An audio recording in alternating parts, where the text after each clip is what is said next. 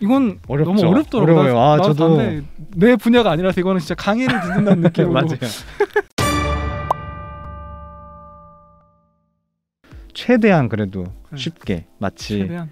중학생한테 혹은 초등학생한테 설명해도 이해할 수 있도록 제가 좀 노력을 좀 해보려고 합니다.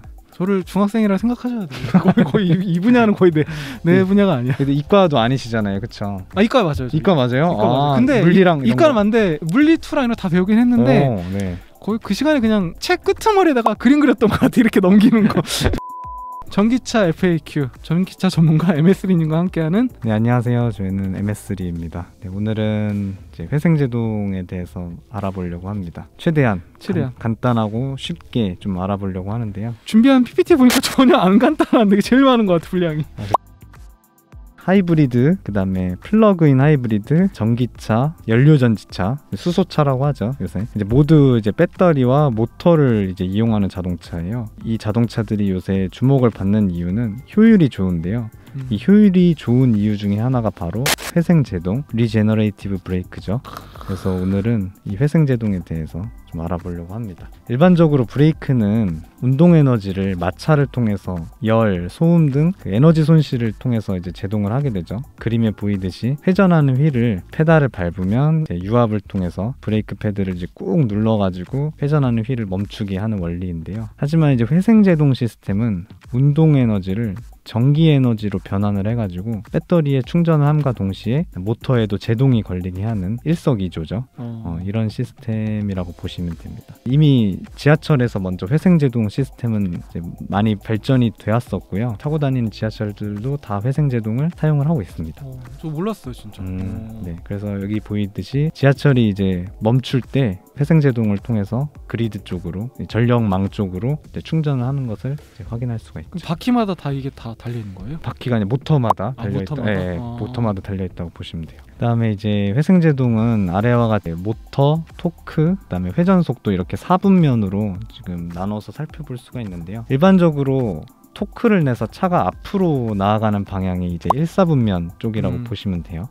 토크를 내면 당연히 차가 앞으로 나아가겠죠. 후진을 해서 뒤로 가는 경우가 이 3/4분면. 여기 보면 모터가 회전하는 이제 화살표로 이제 보이죠. 방향이 네. 그 다음에 이제 2/4분면은 모터가 회전하는 것이 아니라 이미 회전하고 있고 운전자가 페달에서 발을 뗀 상황입니다. 그러면 이제 관성에 의해서 차가 알아서 굴러가겠죠. 바깥쪽에서 어떤 힘에 의해서 모터를 강제로 돌려주는 상황이라고 보시면 돼요. 4/4분면은 이제 반대로 뒤로 가고 있는 상황에서 페달을 발에서 뗐다고 보시면 됩니다. 그래서 여기에서 이제 좀 물리에서 한 가지 주의해야 될 점은 토크가 반대로 걸린다고 해서 무조건 후진을 하는 것이 아니라요. 앞으로 가고 있는데 토크가 거꾸로 걸리면 속도가 줄어든다는 거.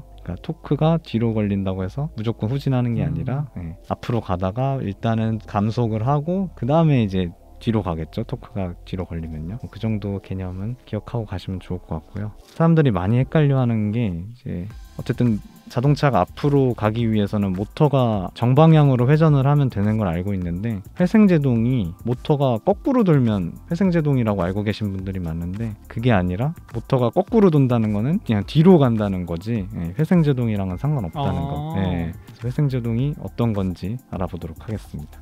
일단은 회생제동이 이제 동작을 하려면요. 차량이 이제 관성에 의해서 타력 주행을 하게 되는데요. 차량 악셀에서 페달을 쭉 밟았다가 이제 어느 정도 속도가 되고 악셀 페달에서 발을 떼면 타력 주행을 하게 되죠. 그러면 이제 전동화 차량, 하이브리드, 플러그인 하이브리드, 전기차, 연료전지차 이런 것들을 다 전동화 차량이라고 하는데요. 그래서 악셀 페달로부터 발을 떼면 브레이크 페달을 밟지 않아도 이제 모터에서 제동이 걸려가지고 회생제동으로 자동적으로 감속이 됩니다. 요즘은 더 나아가서 전기차 같은 경우는 회생제동의 양을 페달로 조절을 할 수가 있어요.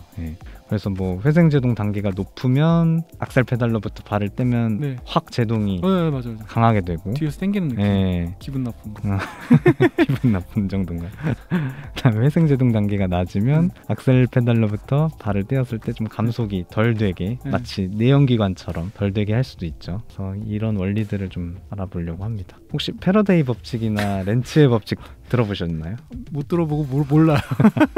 아 이게 뭐랄까요? 또 전자석은 들어보셨죠? 네. 그 쇠에다가 이제 코일을 감고 이제 코일에 전류를 흘리면 자석이 되잖아요. 오른손 나사의 법칙 해가지고 그림에 나와 있듯이 엄지 방향이 N극이고 나머지 4개의 손가락이 전류의 방향이라는 거. 네. 네, 이게 오른손 나사의 법칙인데요. 패러데이 법칙 혹은 이제 렌츠의 법칙에 대해 좀 간단하게 설명을 드리려고 하는데요. 이제 코일이 감겨 있는 것에 자석을 가까이 대면요, 이 코일은 굉장히 변화를 싫어한다고 보면 돼요. 굉장히 좀 까다로운 친구인데 자석이 이제 가까이 다가가려고 하면 코일 입장에서는 아까 변화를 싫어한다 그랬잖아요. 네. 그럼 S극이 지금 다가오고 있으니까 S극을 밀어내려고 할 거예요. 그러면 S극을 밀어내려고 하면 이 코일의 왼쪽이 S극으로 변화가 되고 싶어 하겠죠. 그러면 S극과 S극이 서로 밀어낼 테니까요. 네, 그러면 이 왼쪽이 S극이 되게끔 이 노란색처럼 전류가 흐르게 됩니다. 그다음 반대로 S극이 이번에는 멀어지려고 그래요. 멀어지려고 하면 코일은 S극을 다시 붙잡으려고 합니다. 네, 반대의 성질을 갖고 있어요. 굉장히 좀 튕기는 그런 성격을 갖고 있습니다. 네, 그래서 S극이 멀어지려고 하면 이제 당겨야 되니까 네. N극으로 바뀝니다. 왼쪽이. 그러면서 전류도 N극이 될 수 있게 전류도 아까와는 반대로 흐르게 됩니다. 간격이 일정하게 있으면 그냥 아무런 현상도 없는 거예요? 그렇죠. 둘이? 가만히 있으면 아무 변화가 없고요. 뭔가 변화가 있어야 돼요. 다가가거나 네. 멀어지거나, 그러니까 움직여야 되겠죠. 네. 연예인 대신이고. 그렇죠. 밀당. 그래서 좀 어렵게 말하면 코일에 흐르는 전류는 자석의 변화를 방해하는 방향으로 흐른다는 건 어렵게 말하면 이렇고요. 네. 이제 쉽게 말하면 조금 튕기는 성격을 갖고 있다라고 보시면 될 것 같아요. 네. 그래서 뭐 우리 발전소도 다 이와 비슷한 원리를 이용해서 전기를 생산하는 거예요. 뭐 수력 발전은 이제 물의 위치차, 네. 낙차를 이용해 가지고 터빈을 돌리고요. 풍력 발전은 이제 바람을 이용해서 터빈을 돌리죠. 터빈을 돌리면 N-S극이 이제 회전을 하잖아요. 그러면 S극이 가까워졌다 멀어졌다, 그다음 N극이 가까워졌다 멀어졌다, 이게 자연스럽게 되겠죠. 그럼 N극이 가까워졌다 멀어졌다, S극이 가까워졌다 멀어졌다 하면서 코일에 전기가 흐르겠죠. 그러면 그 전기를 잘 모아가지고 가정과 공장에다가 다 배분을 하는 것이 바로 발전기의 원리라고 보시면 돼요. 이제 전기자동차도 똑같습니다. 이제 모터에서 어쨌든 모터도 회전을 하는 거고, 모터의 가운데는 이렇게 자석이 달려 있어요. 그래서 모터 자석이 자동차에 의해서 이제 회전을 하면서 N극 S극이 계속 변하겠죠. 그러면서 그 N극 S극이 변하면서 코일에 전류가 흐르고요. 그 전류를 인버터가 받아서 배터리에 잘 넘겨줘서 충전을 하게끔 하는 것이 회생제동이라고 보시면 됩니다. 그래서 이제 다시 한번 좀 정리를 하면요. 네. 이제 모터가 회전한다는 거는 자석이 회전한다고 보시면 되고요. 자석이 지금 같이 회전을 하면 S극이 다가가잖아요. 그럼 S극이 다가가면 코일 입장에서는 부담스러워서 왼쪽을 S극으로 만들겠죠. 네. 그러면 이제 전류가 이제 아까 말한 전자기 유도 현상에 의해서 S극을 만들어서 이 S극을 밀어내려고 합니다. 그리고 이 전류가 이제 생성이 되면서 이게 바로 인버터를 통해 배터리로 충전되는 이 원리라고 보시면 되고요. 이게 바로 이제 회생, 리제너레이티브라고 보시면 됩니다. 그 다음에 이제 회생 제동이잖아요. 네. 방금 회생에 대해서 얘기를 했고요. 어떻게 충전이 되는지. 네, 그 다음에 이제 제동, 왜 이게 감속이 되는지 한번 보려고 해요. 아까 이제 말씀드렸듯이 회전하면서 S극이 다가가면 부담스러워서 밀어내려고 S극을, 코일에서 S극을 만든다고 했잖아요.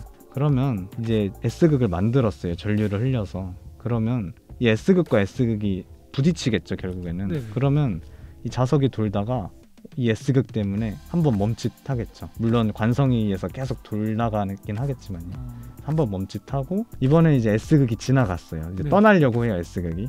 S극이 떠나려고 하니까 코일 입장에서는 S극을 다시 잡는 거예요. 잡으려니까 다시 N극이 되겠죠, 여기는. 그러면서 다시 잡으니까 S극이 또 가다가 멈칫하겠죠. 이런 게 계속 반복되면서 제동이 걸리는 겁니다. 약간 눈에 보이진 않겠죠, 이런. 그렇죠. 눈에 절대 안 보이죠. 네. 원리를 그냥 설명을 하는 겁니다. 그럼 이 코일이 네. 뭔가 압축되거나 팽창되거나 그런 게 아니라 그냥 전극이 바뀐다는 거예요, 지금? 그렇죠. 전극이 바뀌는 거예요. 거꾸로 흘렸다가, 그러니까 정방향으로 흘렸다, 거꾸로 흘렀다. 네.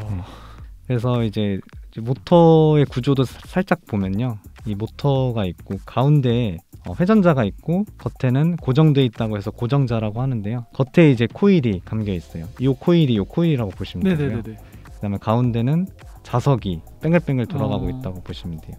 이 자석이 결국에는 샤프트로 연결돼서 휠에 연결이 되는 거고요. 그러니까 휠이 돌아가면 자석이 돌아간다라고 보시면 됩니다. 이제 뭐 회전을 할 때는 이 코일이 이제 자석이 스스로 돼가지고 네. 이 자석이 돼서 이 가운데 자석들을 돌려주는 역할을 하는데, 반대로 이제 회생제동 시에는 이 자석이 돌아가면서 이 자석에 의해서 이 코일에 전류를 발생시킨다고 보시면 될 것 같아요.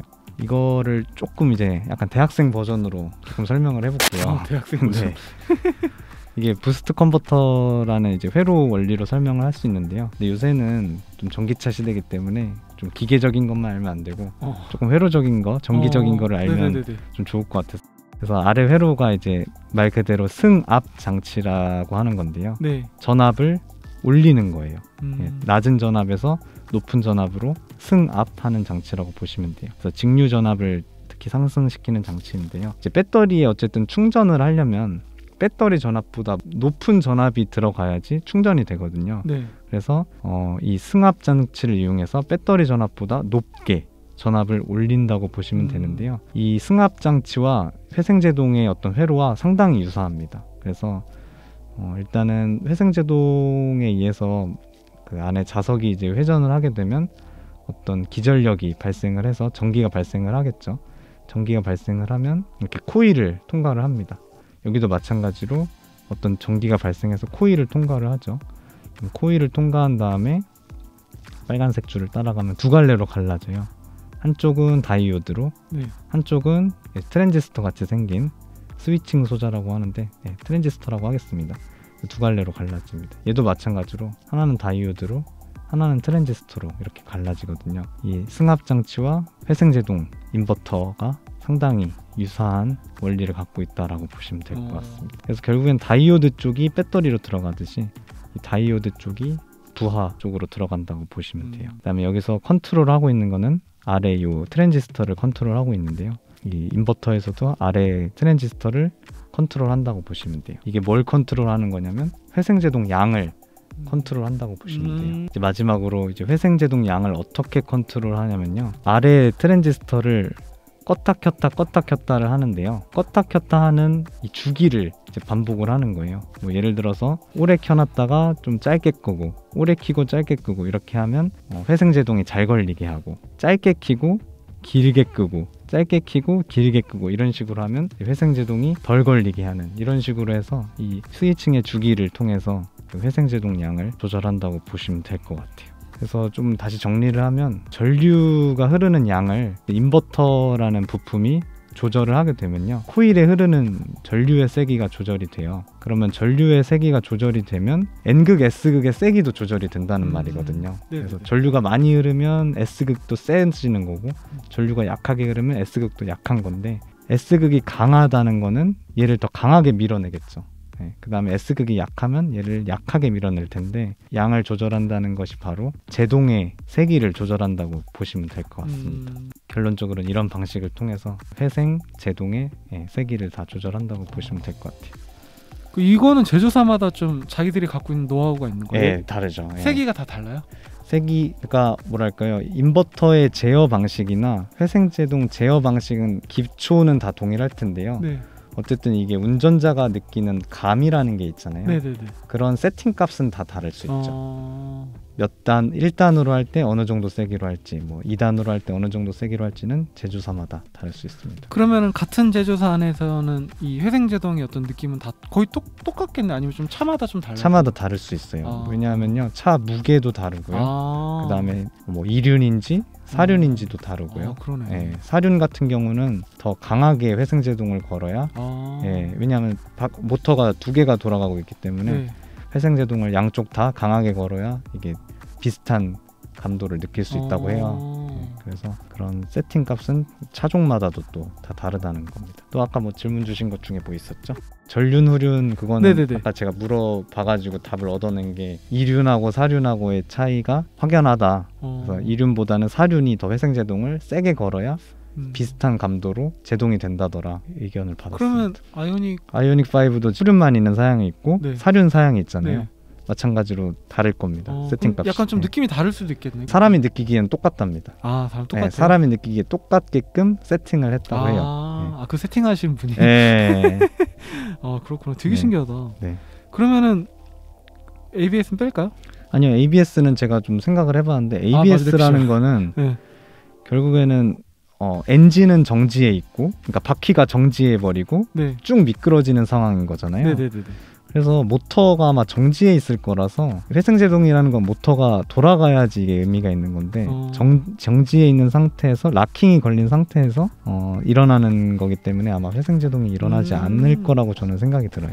네, 뇌피셜이랍니다. 네. 또 하나 또 질문이 네. 그 브레이크 등이 나오겠죠? 회생제동 때? 이게 네. 회생제동이 약할 때는 브레이크 등이 안 들어오는데요. 네. 회생제동이 강하게 걸리면 그 로직에 의해서 브레이크 등이 들어오게끔 요즘 한다고 해요. 네. 그러니까 꼭 페달을 밟지 않아도 네. 회생제동이 강하게 걸리면 네. 브레이크 등이 들어오게끔 돼 있습니다. 신기하네. 좀 좋아하시는 분야 같아요. 진짜 네. 친절하게 온 힘을 다해서 설명 주시는 것 같아요. 이거는 근데 내가 이해를 하고 표현해야 되는데 한 달 걸리겠는데 그렇죠. 좀 어렵다. 자주 연락 주세요. 네. 그래도 이거 좀 궁금해하시는 분들 있으니까 또 그분들을 위해서 또 열심히 만들어 보겠습니다. 네.